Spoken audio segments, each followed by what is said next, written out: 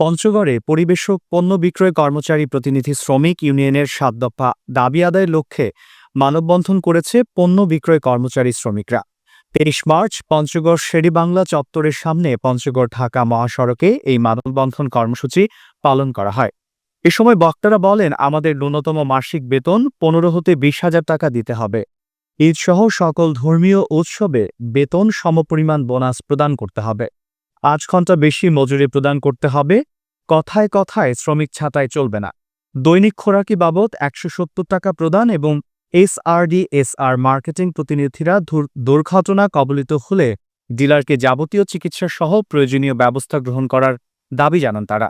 এ দাবি মানা না হলে কঠোর আন্দোলনের হুঁশিয়ারি দেন। বক্তব্য রাখেন পণ্য বিক্রয় শ্রমিক ইউনিয়নের প্রধান উপদেষ্টা হাফেজ মীর মোশরেক তুহিন, শ্রমিক সভাপতি শফিকুল ইসলাম শফিক ও সাধারণ সম্পাদক মোহাম্মদ সামিউল ইসলাম সহ আরও অনেকে।